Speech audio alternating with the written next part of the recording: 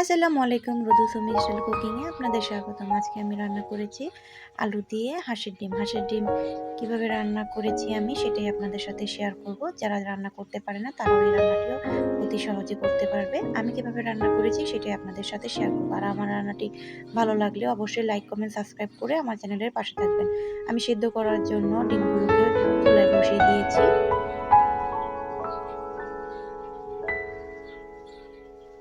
সিদ্ধ হয়ে গেলে চোকলাগুলো ছিলে নিব। হলুদ আর লবণ দিয়ে মেখে নিব ডিমগুলোকে। তারপরে কড়াই বসিয়ে দিয়েছি চুলায়। এখন পরিমাণ মতো তেল দিয়ে দিব। তেল গরম হয়ে গেলে ডিমগুলোকে ভেজে নেব।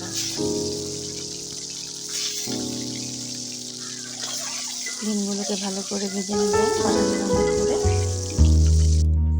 উঠিয়ে নেব এবং দিয়ে দিব কেটে রাখা পেঁয়াজ,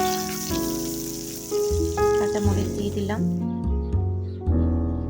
এখন এগুলোকে ভালো করে ভেজে নেব। উঠিয়ে রেখেছিলাম ডিমগুলোকে।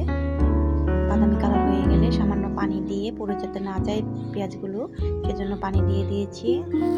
দিয়ে দিলাম আদা রসুন বাটা, হলুদ গুঁড়া, মরিচ গুঁড়া আর ধনিয়া গুঁড়া আর পরিমাণ মতো লবণ দিয়ে এখন মশলাগুলোকে ভালো করে কষিয়ে নেব।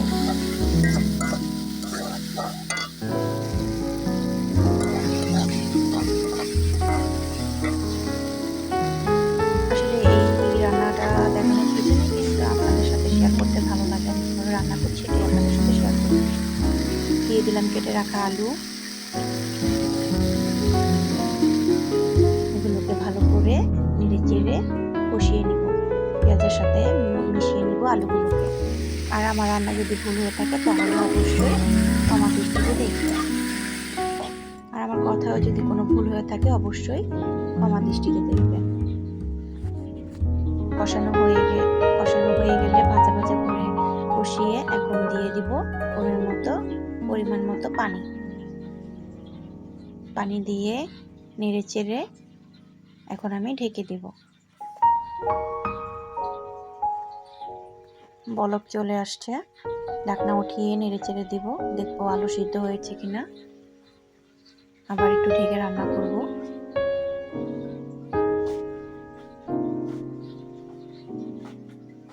দিয়ে দিলাম ভেজে রাখা ডিমগুলোকে।